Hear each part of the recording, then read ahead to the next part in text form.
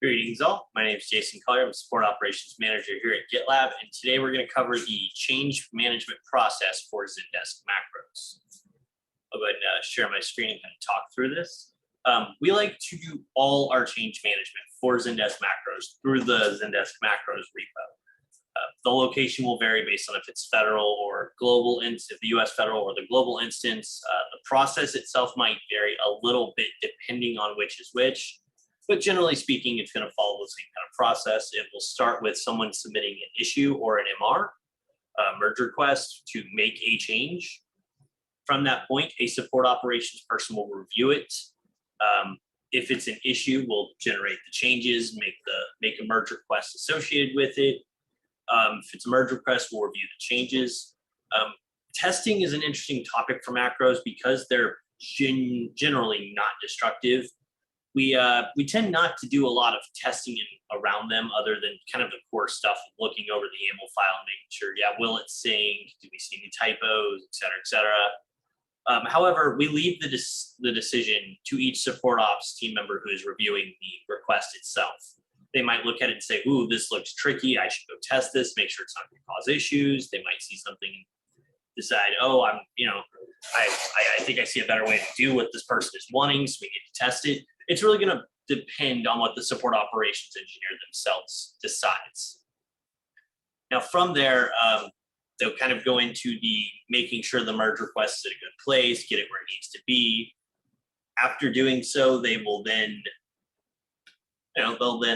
basically have another support ops team member review it, make sure they approve the changes. Depending on the actual macro, there might be somebody who in support, like the support managers right now, but this could change at any moment. Could be somebody in billing or security. Someone there might decide we might have certain files that the decision is a support manager should also review the changes. That's because the messaging that's being used could be important, could change workflows, et cetera, et cetera. We have a code owner's file in this repo. This is what it looks like right now. Again, this could change at any point. If changes are needed to it, you just make a merge request and kind of go through the same change management process. But after, if somebody from support, like a support manager, has to review it and they approve it, and another support ops team member has reviewed it, at that point, we're good to implement. We would just merge the request, make sure the changes applied to Zendesk correctly, and that's all that's really required for it. Beyond that point, it would be on the requester to announce it if an announcement is needed for this change. It's going to vary based on exactly what the macro is kind of doing. Now, an important note is because macros categorizations is determined by the file name itself. We have a lot of different folders in here to kind of help keep the repo organized. As an example, we have stuff like, we have a support folder, and in that there's a support ops folder, and in that there's, the stuff for like the shared organization macro we send, which sends all this information to a customer and CCs all of the support ops team.